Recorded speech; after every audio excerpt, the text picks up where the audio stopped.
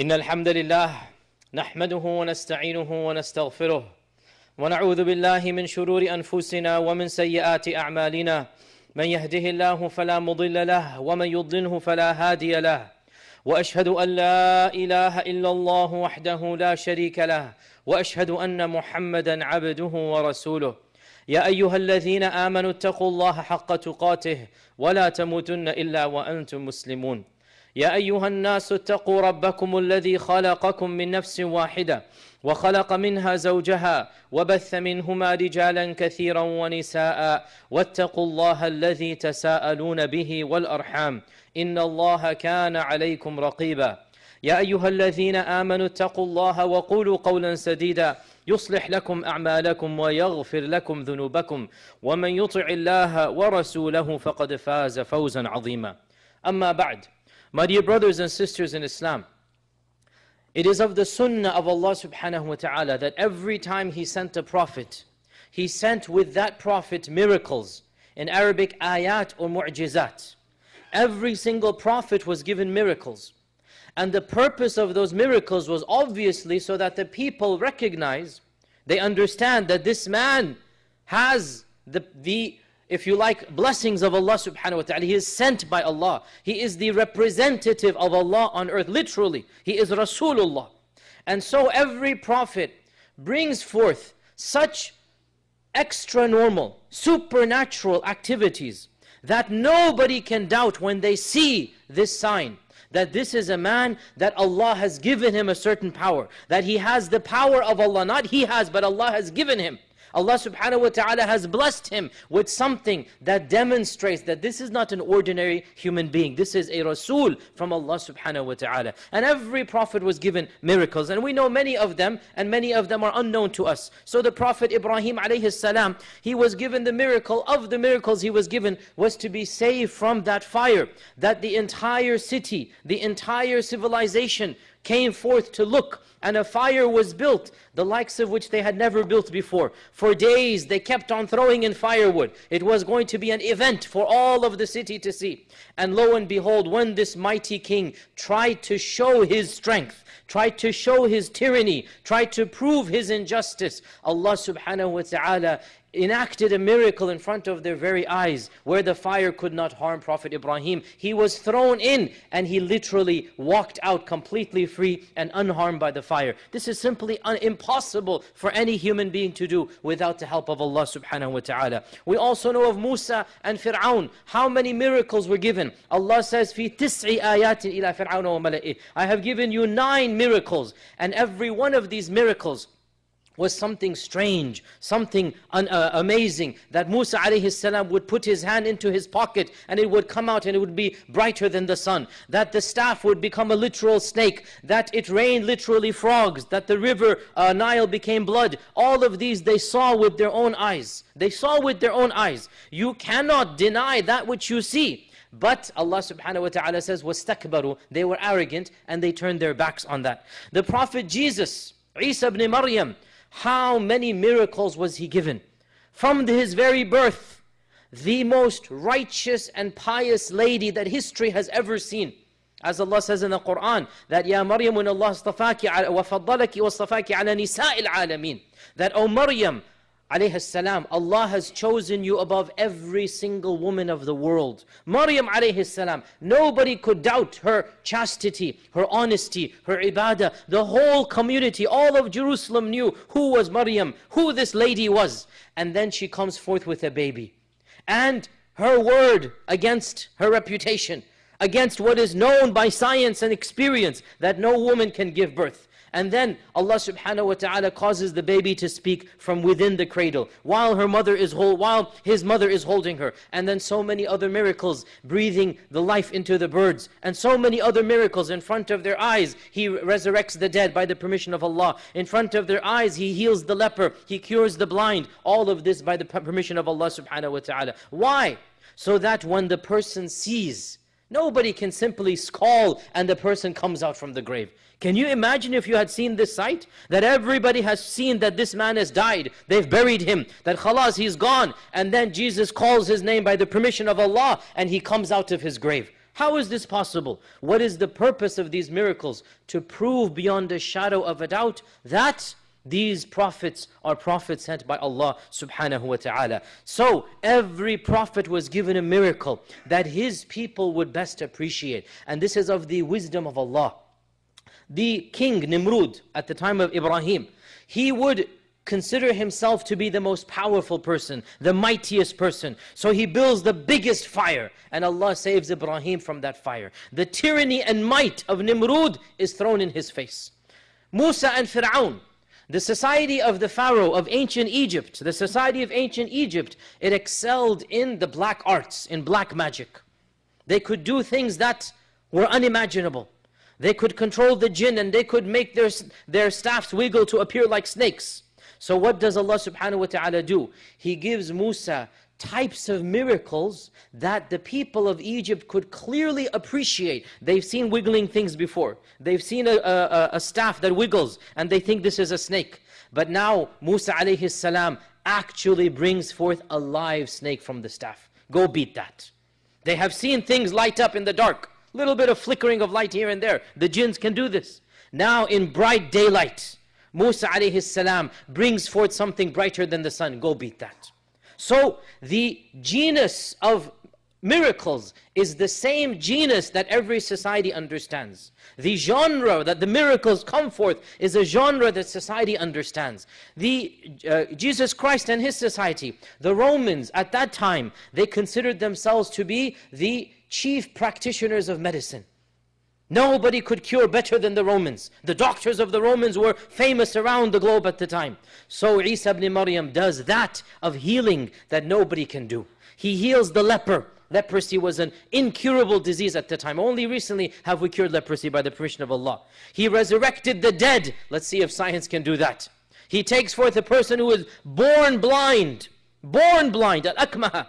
And he says, kun, by the permission of Allah subhanahu wa ta'ala, and here is a man that can see. Now science, now doctors, see what you can do. So every society was given miracles that they have the capacity to understand. They have the wherewithal, they have the knowledge to appreciate that that is something that is clearly beyond the power of human beings. So what then was the miracle of our Prophet Muhammad sallallahu alaihi wasallam? We all know that his miracle was the Quran. We all know that the ultimate proof that our Prophet ﷺ was given was the Quran. Now I want you to understand, our Prophet ﷺ was given hundreds of miracles. And there are many books written about the miracles of the Prophet ﷺ. Mu'jizatun Nabi, right? Dala'ilun Nubuwa. There is a category of books called Dala'ilun Nubuwa, the proofs of the prophethood. And this is a category of books that many scholars, Al-Bayhaqi and Ad-Daylami, they have written books that literally, Al-Bayhaqi's Dala'ilun Nubuwa goes into 12 volumes. 12 volumes! And it is nothing but one miracle after another. And yet, when it comes to the ultimate proof of what was the proof of our Prophet ﷺ being a prophet of Allah, it is clearly the Quran. So the Quran is a far bigger miracle than all of the other miracles that we have heard about. Than the water coming forth from his hand sallallahu alaihi wasallam. Than the tree, once the Prophet ﷺ wanted to use the restroom and there was no tree close by. So he literally took one tree and another and he dragged them together. The roots of the trees moved together so that there is a shrubbery there. In front of everybody they can see the trees being dragged in the ground. And he communicated with animals. And we all know in the Quran, اقتربت الساعة وانشق القمر. He points his finger at the moon and the moon splits into two. These are clear miracles. And yet the miracle of the Quran is so powerful it eclipses all of these other miracles. It is as if all the other miracles are not even worthy of being mentioned when it comes to the miracle of the Quran. What does Allah subhanahu wa ta'ala say? Surah Al-Ankabut, verse 50. وَيَقُولُونَ, they say, وَقَالُوا لَوْلَا أُنزِلَ عَلَيْهِ آيَاتٌ مِّن رَبِّهِ. Why don't more miracles come down? They want to see miracles. And so Allah subhanahu wa ta'ala says, أَوَلَمْ يَكْفِهِمْ أَنَّا أَنزَلْنَا عَلَيْكَ الْكِتَابَ يُتْلَى عَلَيْهِمْ. Isn't it enough of a miracle for them? Isn't it enough of a miracle? أَوَلَمْ يَكْفِهِمْ. Isn't this sufficient that we have revealed down to them the kitab that is recited in front of them? So the Quran is so powerful of a miracle, Allah is saying, what more do you want? Isn't it enough of a miracle that I have given you this book that is recited to you? And our Prophet ﷺ, through the Quran, challenged them, challenged the Quraysh, challenged all of mankind in 5 different verses in the Quran to produce something similar to the Quran if they're capable of doing it. And each of these 5 verses kept on changing the challenge. At first Allah subhanahu wa ta'ala said, imitate the whole Quran. They couldn't do that. So then the next comes down, imitate 10 surah, bring forth 10 surahs. They couldn't do that. So then the next comes down, that bring forth 1 surah. They couldn't do that. Then the next comes down, bring forth anything. فَلْيَأْتُوا بِحَدِيثٍ مِثْلِهِ. Bring forth any speech like this. They couldn't do that. So then Allah revealed the 5th verse, and that is the final verse, and that is the verse in Surah Al-Baqarah, in which Allah subhanahu wa ta'ala says that go and call anybody whom you want to bring forth something like the Quran. If you cannot do it, فَإِن لَمْ تَفْعَلُوا وَلَن تَفْعَلُوا, and you can never do it, then be prepared to face the punishment of Allah subhanahu wa ta'ala. Now even in this gradual change, there is a taunting. Like if somebody says, I'm a strong man, you say, okay, lift 500 pounds. So I can't lift 500, okay, 300, okay, 200. You keep on lowering it until finally you get to something that you would think is so reasonable, but he still can't do that. So then his claim is proven to be a lie. So when these people said, what's the big deal about the Quran? Allah said, bring the Quran. They couldn't do that. Then He lowered it, bring 10 surahs. They couldn't do that. Lowered it again, bring 1 surah, and so on and so forth. Until finally Allah subhanahu wa ta'ala not only said that He lowered it, at the end He actually gave the ultimatum, فَإِن لَمْ تَفْعَلُوا وَلَن تَفْعَلُوا. If you cannot do it, but of a surety you will never be able to do it. So even in this there is a prediction that nobody can ever imitate the Quran. And this is a historical reality for the last 14.5 centuries, brothers and sisters. This is a reality that nobody can deny. Nobody has ever brought. There have been attempts, by the way. Don't think that nobody has attempted. There have been attempts by various groups that have opposed Islam, by people who wanted to convert people to their faith. There's books written by many different groups to try to imitate the Quran. But wallahi, even the non-Arabs who will read this, who don't even understand the Quran, when they read this, they find something is wrong here. And most of this, by the way, all that they do is they cut half of one verse and they paste it with half of another verse. So they're actually cutting and pasting from within the Quran to make it sound something similar. They have been attempts, but none of these attempts has ever been successful. And this is the point that Allah subhanahu wa ta'ala challenges. You will never be able to do so. Now, why the Quran? Why is the Quran the biggest challenge? Why is the Quran so big of a challenge that it actually eclipses all of the other challenges? Surely the splitting of the moon is no joke. Surely all of these other miracles are not trivial matters.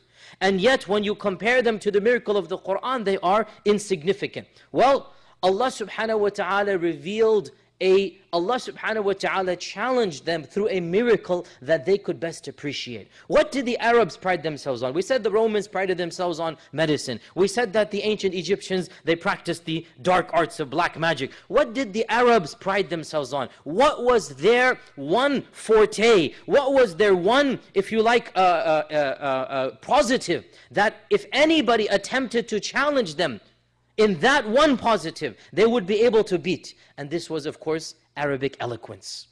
This was what they prided themselves on. Not in building high buildings, no. What were the Arabs known for? It was the art of balagha. It was the art of eloquence. And they could bring forth different types of poetry and different types of what we would call spoken rhyme, if you like, which is now nathr, or if you like a type of rap, if you like. This is a modern type of thing. The Arabs had this, where it's not quite poetry, but it's something that sounds very similar. The Arabs had it, it's called nathr. They had nathr, and they had different types of balagha. So they prided themselves. And as you know, they would hold competitions every year before the coming of Islam. In Hajj time, this is how important it was. One of the highlights of Hajj was, as soon as Hajj finished, they would gather together on the plains of Mina, and they would have a poetry competition.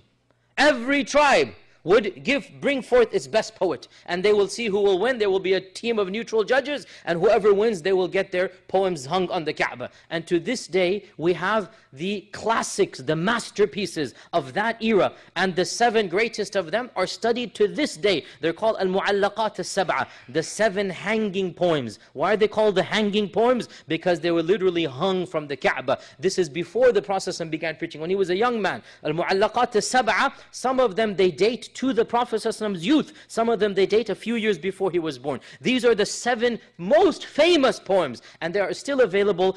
Arabs who are studying Arabic literature, and anybody who's studying classical Arabic, they will study the 7 mu'allaqat. So we know the style, we know the rhythm, we know the rhyme, we know what was in vogue at the time.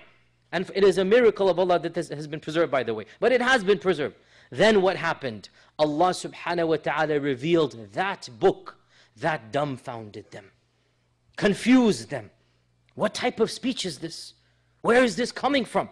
And the fact of the matter is that the miracle that our Prophet was given, because he is the final prophet, and we also believe he is the best prophet, he is the most blessed of all prophet, he therefore earned, or Allah blessed him with the biggest miracle given to any prophet.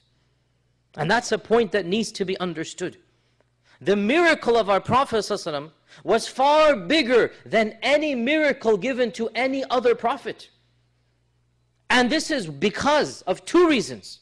Number 1, our Prophet ﷺ is the final prophet. There will be no prophet after him. So if there's no prophet after him, there's not going to be any more miracles. So there has to be a miracle that is the biggest of all miracles. It is a miracle that doesn't need any other prophet to talk about a previous prophet. Because you see what happened in previous times. Every prophet's message is corrupted. Every prophet's message goes away. Then what happens? Another prophet has to come. Another prophet is sent. As for our Prophet ﷺ, no prophet's going to come after him. So his miracle must be so powerful, you don't need another prophet after him. And also, our Prophet ﷺ is Khatamun Nabiyyin, and he is Sayyidul Mursaleen. He is the Sayyid, the leader of all the messengers. So the leader deserves the best, doesn't he not? And therefore, our Prophet ﷺ is given the best miracle of all. And this is exactly what our Prophet ﷺ said. Hadith is in Sahih Bukhari. He said, there has never been any prophet, مَا مِن نَبِيٍّ إِلَّا وَقَدْ أُوتِيَ مِنَ الْآيَاتِ. There has been no prophet except that he has been given miracles because of which his people believed in him. As I said, every prophet has been given miracles. Then what did our Prophet say? وَإِنَّمَا, the only thing I have been given, إِنَّمَا is exclusive. The only thing I have been given is wahi yuha ilay. The revelation, the wahi that Allah subhanahu wa ta'ala has inspired me with. Now pause here. Technically our Prophet has been given many miracles. As we said, you can write 12 volumes like Al-Bayhaqi. And this is a printed book, by the way, that's why I'm mentioning it. Al-Bayhaqi's Dala'il Nubuwah, you can find it in the classical bookstores. I have it in my library. 12 volumes we have it. All of these are full of miracles. And yet, what is our Prophet ﷺ saying? The only miracle I have been given. Why? Because when you have the sun, you don't mention the candles. The sun is shining, you don't care about the light bulbs. Yeah, there's lots of mini miracles. But in reality, comparison to the big miracle, all of these other miracles are extinguished. So he says, وَإِنَّمَا, the only miracle I have been given is the wahi that Allah subhanahu wa ta'ala has inspired me with, and therefore I hope to have the largest ummah on the Day of Judgment. Notice how he linked what with what. Look at this hadith. What did he link? He said every prophet has miracles. Then he wants to say, what is his miracle? But he says, but I only got one miracle. وَإِنَّمَا, I only got one miracle. But then he concludes the hadith. Because of this one miracle, I am optimistic. وَأَرْجُو, I'm optimistic that I will have the largest number of followers on Yawm al-Qiyamah. What does that show you about the miracle? It's the best miracle. It's the most obvious miracle. It's the most powerful miracle. It's the miracle that is the miracle of miracles. Because it is such a big miracle, I am confident that I will have the largest number of followers on Yawm al-Qiyamah. That's how big the miracle of the Qur'an is. Now, how is the Qur'an so miraculous? Well, much can be said, and inshallah, in a few weeks I'll give a part 2 of this khutbah to continue what we're saying. But in this khutbah, I want to emphasize really only 2 points and then move on to the rest of the khutbah. And we will continue the theme in a later khutbah, inshallah ta'ala. In this khutbah, I want to emphasize 2 points that really set apart the Quranic miracle from every other miracle. Number 1, the Quranic miracle is the only eternal miracle. Al-Mu'jizatul Khalida, as one of our modern Arabic scholars said. He wrote a book about the eloquence of the Quran and the power of the Quran. He called it Al-Mu'jizatul Khalida, the eternal miracle. The Quran is the only eternal miracle. There's no miracle that removes what is called the time-space factor. What is this fancy time-space factor? Time-space literally means one time and one space. Let's go back, rewind in history. Did Musa alayhi salam split the Red Sea? Every Muslim will say, yes, he did. Every Jew and believing Jew and Christian will say, yes, he did. Those who are not Muslim, Jew or Christian, they will say, bring me your proof. What's your proof? You will say, the book says so. He's going to say, I don't believe in the book. Did Jesus Christ resurrect the dead? Every Christian will say yes. Every Muslim will say yes. Everybody else will say, what's your evidence? If you were not there, if you didn't see Lazarus come out of the grave, his name was Lazarus according to the New Testament. If you didn't see Lazarus come out of the grave, how do you know? You have to have faith. You have to have faith based on what? It's blind faith as of yet. You just believe Allah said so, so it's true. So, if you were not there to witness these miracles, the fact of the matter is that these miracles don't support your faith. Rather, your faith supports the miracles. And that's why you cannot prove these miracles to anybody. To this day, everybody who's an agnostic, an atheist, a secularist, even many Christians and Jews that have left their traditional beliefs, they doubt now, well, maybe Moses didn't actually split the Red Sea. Maybe there was just some storm that came and something strange happened. They don't believe this anymore because they cannot imagine something supernatural, right? So, if you hadn't witnessed the miracle, there is no miracle for you. Therefore, all of the previous miracles that ever existed, in reality, they are no longer miracles for those who didn't see them. It's simply you believe that Allah said so, which we believe, alhamdulillah. What is the one miracle that you didn't have to be there to witness it? You can still feel it, touch it, smell it, literally hear it. What is the one miracle that has removed the time-space factor? You don't need to be alive in 7th century Arabia to witness this miracle. You can be in Memphis, Tennessee in 2013. You can be in Alaska or Timbuktu. You can be anywhere in the world in any century. And somebody says, how do you know Islam is true? Here's the Quran. Read it. Ponder over it. Think about it. Listen to it. The miracle is here. It's al-mu'jizatul khalida. It's the only eternal miracle that any prophet has ever been given. And this is one of the most wondrous things about the Quran. It removes the time-space factor. Another interesting thing about the Quran is that the Quran is the only miracle in which no miracle is needed to prove it is the Quran. Let me elaborate. Jesus Christ, Moses, all of the other prophets. Somebody challenges Jesus, how do we know you're actually preaching the words of God? How do we know the Injil is from Allah subhanahu wa ta'ala? So Jesus' followers will say, didn't you see he resurrected the dead? Didn't you see he healed the blind? Didn't you see this and that? Clearly, these ayat prove that Jesus Christ is getting a revelation from Allah. The same goes for Musa. How do we know you're a prophet of God? Well, didn't you see this? Didn't you see that? In each one of these examples, the evidence that proves the claim is separate from the claim itself. It's exhibit A leads you to conclusion B. Exhibit A, Moses splits the Red Sea. Conclusion B, Moses is a prophet of God. Exhibit A, Jesus Christ resurrects the dead. Conclusion, he's a prophet of God. So the evidence is separate from the conclusion. How about the Quran? The Quran is the only book of Allah subhanahu wa ta'ala in which the evidence and the conclusion have been combined together. The Quran does not need external evidence to substantiate its claim.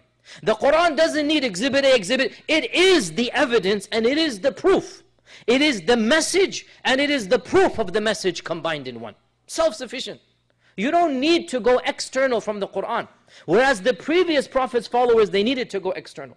As for the Quran, the hujjah is the same as the bayan and the wahi. The wahi is the hujjah is the wahi.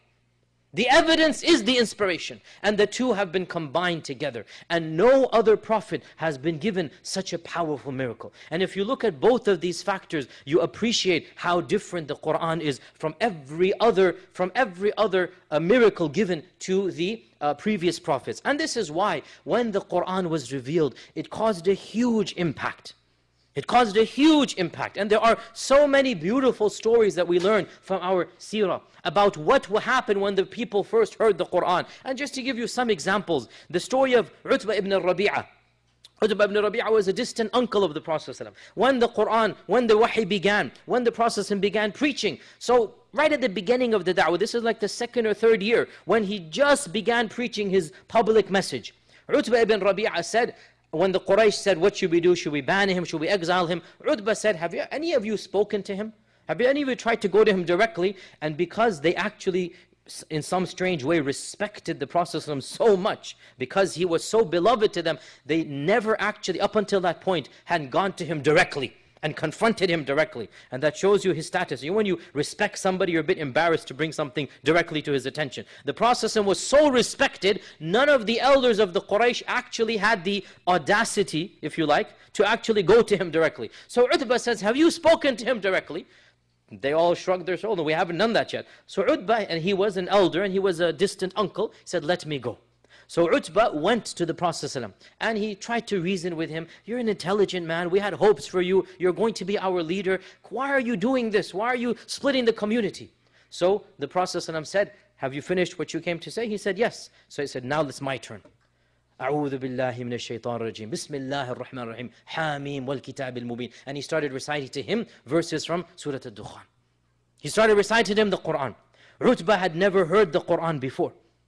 And the books of Seerah mention Utbah was sitting with his hands behind his back, like the casual way, that they're sitting, his hands behind his back. And our Prophet ﷺ, he begins reciting, and Utbah's face begins to change. He's never heard anything like this. Eventually the Prophet ﷺ reaches an ayah, which is on the second page. It says that if you reject, فَقَدْ أَنذَرْتُكُمْ صَاعِقَةَ مِثْلَ صَاعِقَةِ عَادٍ وَثَمُودٍ. If you reject this message, then I warn you, you will be punished like the thunderbolts that punished Aad and Thamud. So if you read the surah, which we don't have time to do, it's building up to a climax, it's building up to a pitch. By the time he got to this verse, Utbah became white with fear. He jumped up and he put his hand on the Prophet's mouth and he said, I beg you, as a blood relative of mine, please stop and don't bring this punishment. SubhanAllah, look, this is a pagan, a kafir. He dies a kafir, he never accepts Islam. Listening to the Quran, he literally thinks out of the heavens a thunderbolt's going to come right then and there. And he jumps up, he puts his hand on the mouth of the Prophet. He said, I beg you, by my rights over you as a blood relative, that stop, don't do this, don't bring that punishment. Look, where did this come from? And then he rushes back to the parliament of the Quraysh, the Nadi of the Quraysh. And they say, when they saw him coming, his face is completely bloodless, is completely white with fear. They say, this is not the Utbah that left. He left 20 minutes ago, half an hour ago. He was enthused, he was charged, he was going to change the world. Now he's coming whimpering, this is not the same Utbah. And so Utbah comes and he said, I have heard a speech, the likes of which I have never heard before. Leave this man alone, for verily this speech will have naba'un azim. It's going to have an amazing story to it. Something's going to happen, and we don't want to get in the way of it. And so they said, you have been bewitched, you have been basically taken in by his spell as well. But this is Utbah ibn Rabi'ah. So many other stories. Al-Walid ibn al-Mughira, the father of Khalid. Khalid ibn al-Walid, this is Al-Walid. Al-Walid ibn al-Mughira, he was the Shakespeare of the Quraysh. He was the main poet of the Quraysh. This is Al-Walid ibn al-Mughira. That's the number one person. When the competition comes, that's Al-Walid. Al-Walid is the chieftain of Banu Makhzum, which Abu Jahl belonged to. This is Al-Walid ibn al-Mughira. He's the chieftain. And that's why he's the chieftain, because he's the most eloquent. Al-Walid ibn al-Mughira is their Shakespeare. One day he's walking, and the Prophet is reciting Quran in his house. And Al-Walid is transfixed. He stays, he's mesmerized. He's never heard anything like it. The whole Makkah hears that Al-Walid is impressed. Al-Walid is dumbfounded. He's stupefied because he's standing outside the house of the Prophet and listening to the Quran. And he walks away basically unnerved what is going to be done. So Abu Jahl comes to him. And Abu Jahl was his cousin. Abu Jahl comes to him and says, oh my uncle, he's elder to him in age. Oh my uncle, the whole community is talking about what happened. That the Quran mesmerized you. The whole community is talking about this. You need to say something against the Quran. You need to do something. So Al-Walid says, وَمَاذَا أَقُولُ? What do you want me to say? فَوَاللَّهِ I have heard a speech the likes of which I have never heard before. And he said, and you know, this is a private conversation between Abu Jahl, and you know that I am the most knowledgeable of you in the poetry of men, بَلْ حَتَّى فِي شِعْرِ الْجِنِّ, he said, even in the poetry of jinn, I am a master. Perhaps this is a boast that they would say, I'm the poetry of the jinn. And yet I have never heard a speech like this. And indeed, وَإِنَّ عَلَيْهِ لَحَلَاوَةً, there is a halawa in it. There's a mesmerizing beauty in it. وَإِنَّهُ فِيهِ لَطَلَاوَةً, it's going to be a conquering over it. وَإِنَّهُ يَعْلُو وَلَا يُعْلَى عَلَيْهِ, this is a speech that conquers all other speeches, and no speech can conquer it. This is the testimony of their best poet. Abu Jahl said, oh my uncle, my people will not be satisfied from you until you speak out. There's a threat here. You had better speak out or else I'm going to be your enemy. It's a threat here. So he said, let me think. دعني أفكر. Let me think. And the Quran, Surah Al-Muddathir, summarizes this entire private conversation and the mental, psychological state of Walid.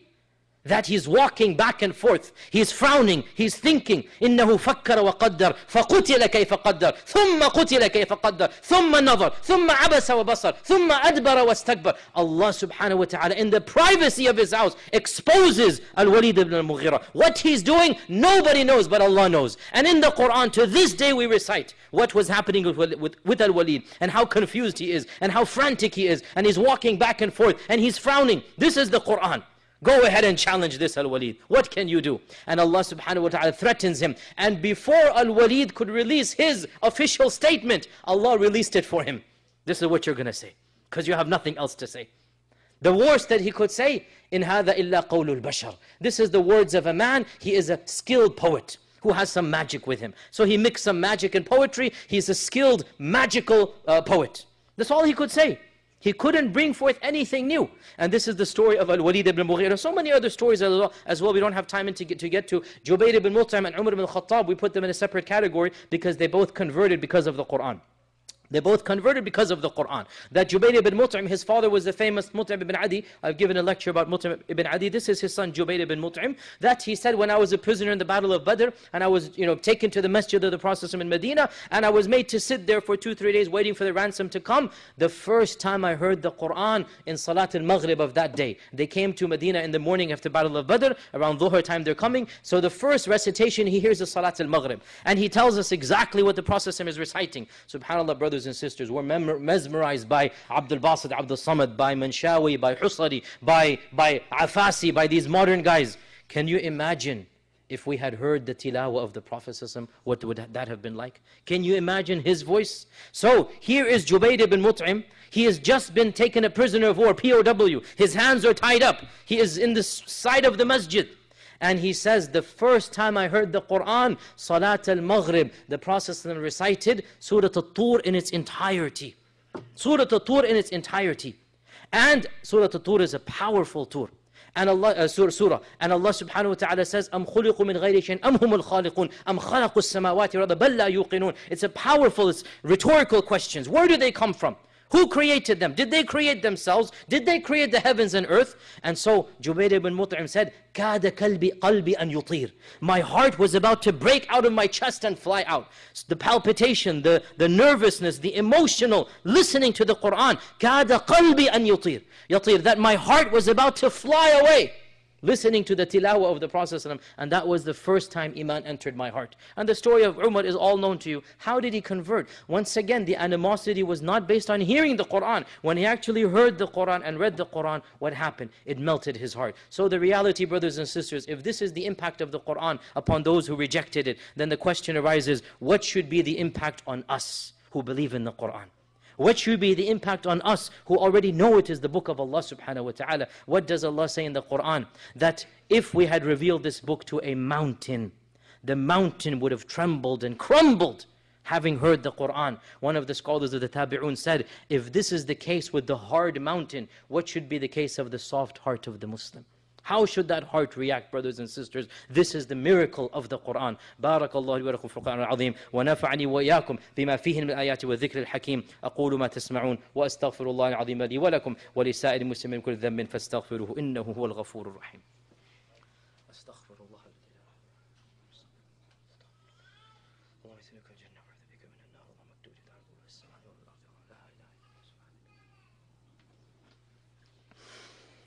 الحمد لله الحمد لله الواحد الأحد الصمد الذي لم يلد ولم يولد ولم يكن له كفوا أحد وبعد. Can I ask the brothers to please move forward so that brothers outside can come in. Brothers and sisters, why am I talking about the Quran a few days after Ramadan? Because the one thing that all of us did in this month of Ramadan was to increase our Quran. And why would we not? Because the month of Ramadan is linked with the Quran. Ramadan is Ramadan because of the Quran. Ramadan is Ramadan because of the Quran. What does Allah say in the Quran? شهر رمضان الذي أنزل فيه القرآن. The month of Ramadan is when the Quran came down. إنا أنزلناه في ليلة القدر. We have revealed it on the night of Qadr. The Quran, Laylatul Qadr. The Quran, Ramadan. The reason why Ramadan is because of the Quran. And therefore, throughout the globe, every Muslim who even has an atom's weight of Iman will increase not just their Sawm, something to do with the Quran, a little bit extra reading, a little bit extra hearing. There will be a new relationship with the Book of Allah subhanahu wa ta'ala. So brothers and sisters, during this month we have listened to the Quran, many of us in its entirety. During this month we have read the Quran, many of us in its entirety, and some amongst us double, triple, 3, 4, 5 times. Alhamdulillah. All of us who have Iman, inshaAllah ta'ala, our Iman has been reinvigorated. Our Iman has increased because and through the Book of Allah subhanahu wa ta'ala. Now that Ramadan is over, brothers and sisters, the question is, what will our relationship be with that same book? Ramadan reintroduced us to our love, and that is the Quran. It caused us to think once again about the sweetness of the Quran. And wallahi, brothers and sisters, every one of us here understands this because we have enjoyed this. Whether we understand the Arabic or not, we understand the beauty of the Quran. Even those who don't understand a word of what it means, listening to the tilawah brings sakina to the heart. Listening to the tilawah increases iman. Listening to the tilawah removes anxieties. We know this. Wallahi, we all know this. Arab and non-Arab. Whether we understand the Quran or not. And I speak, alhamdulillah, as both. Once upon a time, I didn't understand a word of Arabic. I had memorized the Quran and I didn't speak a word of Arabic. And I know the impact the Quran had on me then. Then Allah blessed me to study Arabic and understand. And then the impact is, of course, much more than that. But even as a person, as a teenager who didn't understand a word of Arabic, as a young man, I can attest myself, yes indeed, the Quran moves you to tears even though you don't speak a word of Arabic. And what a mu'jiza that is. What a miracle that is. That many of us, we don't fully appreciate, we don't fully thank Allah subhanahu wa ta'ala for. Now that the month is over, brothers and sisters, what will our relationship be with that book? Are we going to put it back to that top shelf, never to be taken down until the very next Ramadan? Is that what this book is about? To be just put there for decoration? Or to be put there only when somebody passes away that you dust it off? Or to be put there only for the month of Ramadan? Brothers and sisters, nothing increases Iman like the Quran does. Nothing increases Iman like the Quran does. The Quran itself mentions the increasing of Iman by reading the Quran, by reciting the Quran. Our Prophet ﷺ is commanded to recite the Quran.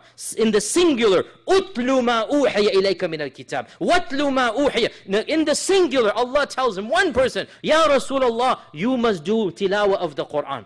Go ahead and recite the Quran. And the believers are commanded to recite the Quran. They're characterized as those who recite the Quran frequently. الَّذِينَ آتَيْنَاهُمُ الْكِتَابَ يَتْلُونَهُ حَقَّ تِلَاوَتِهِ أُولَٰئِكَ يُؤْمِنُونَ بِهِ. أُولَٰئِكَ يُؤْمِنُونَ بِهِ. Who are the believers in the Quran? The Quran says, يَتْلُونَهُ حَقَّ تِلَاوَتِهِ. They recited the way it deserves to be recited, both quantity and quality. They recite the Quran حَقَّ تِلَاوَتِهِ, the way it deserves to be recited. This is a characteristic of Iman. And the Quran has over 6 verses that link increasing of Iman with the recitation of the Quran. Iman goes up when the Quran is recited. Allah subhanahu wa ta'ala says that when a surah is revealed, the munafiqun say, whose Iman has gone up? فَأَمَّا الَّذِينَ آمَنُوا فَزَادَتْهُمْ إِيمَانًا. As for the believers, their Iman goes up because of this new surah. Allah subhanahu wa ta'ala says, وَإِذَا تُلِيَتْ عَلَيْهِمْ آيَاتُهُ زَادَتْهُمْ إِيمَانًا. When they hear the Quran, their Iman goes up. This is just by hearing. What do you think of reciting yourself? Just by hearing the Quran, your Iman should go up. How about those who recite it? Allah subhanahu wa ta'ala describes the Christians and Jews who have goodness in their hearts. Allah says that those of them, the Ahl Kitab, who have goodness in their heart, وَإِذَا سَمِعُوا مَا أُنزِلَ إِلَى الرَّسُولِ. When they hear what this has been revealed to the Prophet ﷺ, you find they began crying because of the wahi that has been revealed. They are crying, they're Christians and Jews. They're crying out of love, joy, fear, hope, all of these emotions. If this is the case of Christians and Jews who have some good in their heart, how about the Muslim who knows the Quran to be the book of Allah subhanahu wa ta'ala? Brothers and sisters, the khutbah, the message I'm going to leave you with in this khutbah, the theme of this khutbah is very simple, brothers and sisters. Now that the month is over, I remind myself and all of you that each and every one of us needs to have that relationship with the book of Allah subhanahu wa ta'ala. I ask myself first and foremost, and then all of you, for 2 simple things. 2 simple tasks, 2 simple items to do. Number 1, every one of us needs to incorporate daily Quran into our schedule. Not weekly, not monthly, not yearly, daily Quran. Brothers and sisters, there is nothing that increases Iman like the Quran. And every one of us, we are already suffering from Ramadan withdrawal symptoms. Our Iman is going down a bit. Every one of us is missing the brotherhood, the spirituality. It's human nature. How do we revive that? How do we make sure it's going to be on a high? The number 1 way is the Quran. The number 1, there is no number 2 that competes with this. Number 1, and that's by itself, because the Quran mentions it in its own category. And that is tilawah of the Quran. Every one of us should incorporate the Quran daily. And even if it's only 10 minutes a day, even though if we do more it's better, but even if it's 10 minutes. And my advice to myself and all of you, do it the first thing that you wake up, before you take your breakfast, before you do anything else. If you come and pray Fajr, or you just after Fajr, you sit down for 10-15 minutes. Do some basic tilawah. And keep on recurring the whole Quran. Start from the beginning, work your way to the end, work your way back. Make this a continual thing. And I ask you to do this for 1 week, just 1 week. And then you tell me yourself how much your soul has been nourished by that Quran. And then you tell me yourself, the day that you don't follow that practice, how do you feel that day? Wallahi, brothers and sisters, reading the Quran is the nourishment of the soul. And if the day goes by that you don't nourish your soul, you will feel it worse than when the day goes by and you don't have breakfast and lunch. You will feel it worse than that. You will feel something is wrong. The Quran cleanses the heart. The Quran softens the heart. The Quran increases the Iman of the heart. So number 1 call of action, incorporate the Quran into your daily routine. 10 minutes, wallahi, is not that much. And I tell you 10 is very little, but even 10, khalas, better than 0. 10 minutes a day, start off. Then wallahi, after 1 month, after 3 months, wallahi, brothers and sisters, you yourself will say 10 is not enough. I want some more breakfast.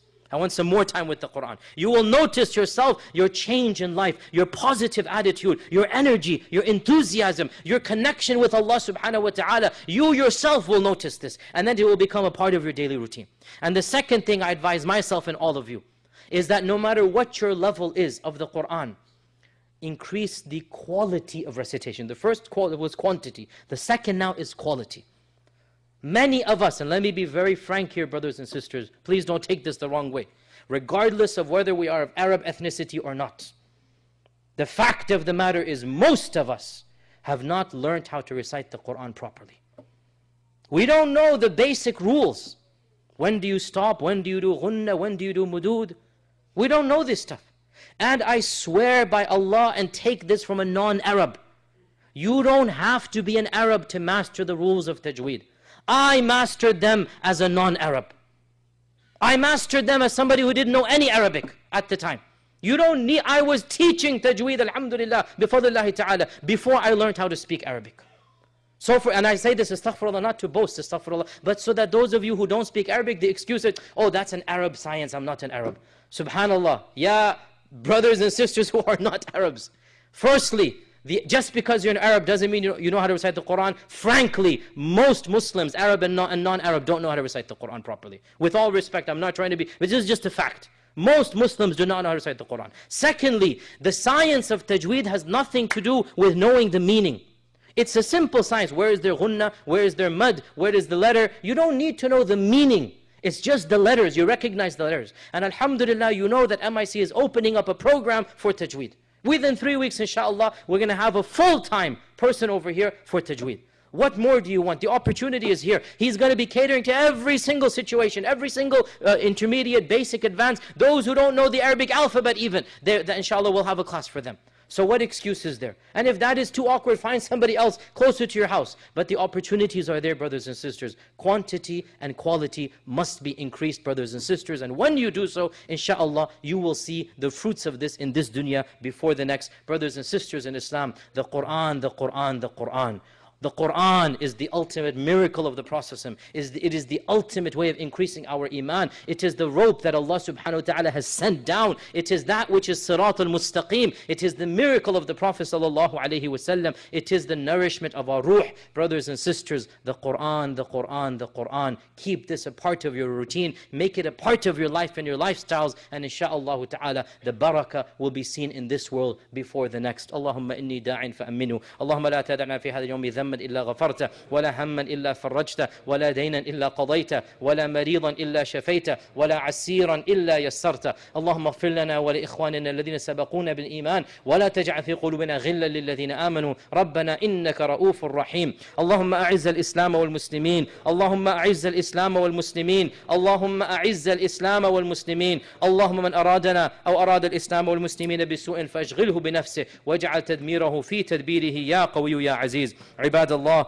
إن الله تعالى أمركم بأمر بدأ به بنفسه وثنى بملائكة قدسه وثلث بكم أيها المؤمنون من جنه وإنسه فقال عز من قائل عليما إن الله وملائكته يصلون على النبي يا أيها الذين آمنوا صلوا عليه وسلموا تسليما اللهم صل وسلم وبارك وأنعم على عبدك ورسولك محمد وعلى آله وصحبه أجمعين عباد الله إن الله تعالى يأمر بالعدل والإحسان وإيتاء ذي القربى وينهى عن الفحشاء والمنكر والبغي يعظكم لعلكم تذكرون اذكروا الله العظيم يذكركم واشكروه يزد لكم ولذكر الله تعالى أكبر وأقم الصلاة